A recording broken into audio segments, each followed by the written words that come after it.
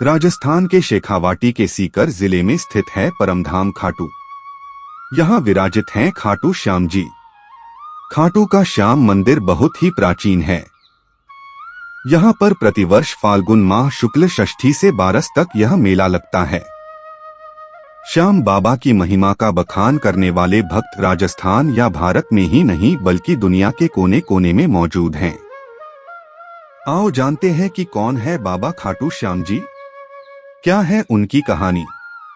खाटू श्याम जी भगवान श्री कृष्ण के कलयुगी अवतार हैं। महाभारत के भीम के पुत्र घटोत्कच और घटोत्कच के पुत्र बर्बरिक थे। बर्बरीक को ही बाबा खाटू श्याम कहते हैं। इनकी माता का नाम हिडिंबा है। बर्बरीक दुनिया के सबसे सर्वश्रेष्ठ धनुर्धर थे। बर्बरीक के लिए 3 बाण ही काफी थे, जिसके बल पर वे कौरवों और पांडवों की पूरी सेना को समाप्त कर सकते थे। युद्ध के मैदान में भीम पौत्र बर्बरीक दोनों खेमों के मध्य बिंदु एक पीपल के वृक्ष के नीचे खड़े हो गए और यह घोषणा कर डाली कि मैं उस पक्ष की तरफ से लड़ूंगा जो हार रहा होगा। बर्बरीक की इस घोषणा से कृष्ण चिंतित हो गए। भीम के पौत्र बर्बरीक के समक्ष जब अर्जुन तथा भगवान श्री कृष्ण उसकी वीरता का चमत्कार देखने के लिए उपस्थित हुए, तब बर्बरीक ने अपनी वीरता का छोटा सा नमूना मात्र ही दिखाया। कृष्ण ने कहा कि यह जो वृक्ष है, इसके सारे पत्तों को एक ही तीर से छेद दो तो मैं मान जाऊंगा। बर्बरीक ने आज्ञा लेकर तीर को वृक्ष की ओर छोड़ दिया।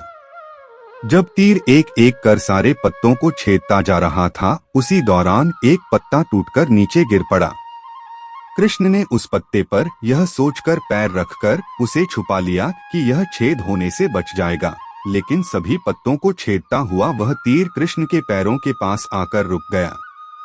तब बर्बरीक ने कहा कि प्रभु, आपके पैर के नीचे एक पत्ता दबा है, कृपया पैर हटा लीजिए, क्योंकि मैंने तीर को सिर्फ पत्तों को छेदने की आज्ञा दे रखी है, आपके पैर को छेदने की नहीं।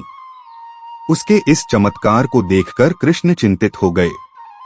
भगवान श्री कृष्ण यह बात जानते थे कि बर्बरीक प्रतिज्ञावश हारने वाले का साथ देगा। यदि कौरव हारते हुए नजर आए तो फिर पांडवों के लिए संकट खड़ा हो जाएगा, और यदि जब पांडव बर्बरीक के सामने हारते नजर आए तो फिर वह पांडवों का साथ देगा। इस तरह वह दोनों ओर की सेना को एक ही तीर से खत्म कर देगा। तब भगवान श्री कृष्ण ब्राह्मण का भेष बनाकर सुबह बर्बरीक के शिविर के द्वार पर पहुंच गए और दान मांगने लगे।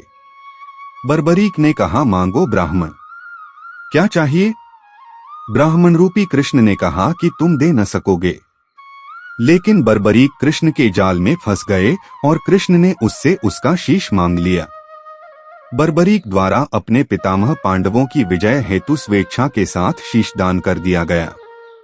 बर्बरीक के इस बलिदान को देखकर दान के पश्चात श्री कृष्ण ने बर्बरीक को कलयुग में स्वयं के नाम से पूजित होने का वर दिया।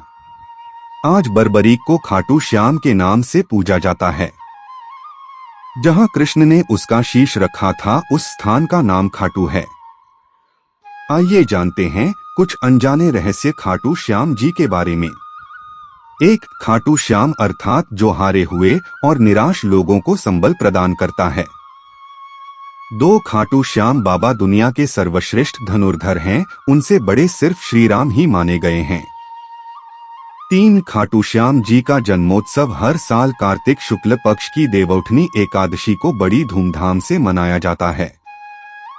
4. खाटू का श्याम मंदिर बहुत ही प्राचीन है, लेकिन वर्तमान मंदिर की आधारशिला सन 1720 में रखी गई थी। इतिहासकार पंडित झाबरमल शर्मा के मुताबिक सन 1679 में औरंगजेब की सेना ने इस मंदिर को नष्ट कर दिया था। मंदिर की रक्षा के लिए उस समय अनेक राजपूतों ने अपना प्राणोत्सर्ग किया था। 5. खाटू श्याम मंदिर परिसर में लगता है बाबा खाटू श्याम का प्रसिद्ध मेला। हिंदू मास फाल्गुन माह शुक्ल षष्ठी से 12 तक यह मेला चलता है। 11 के दिन मेले का खास दिन रहता है।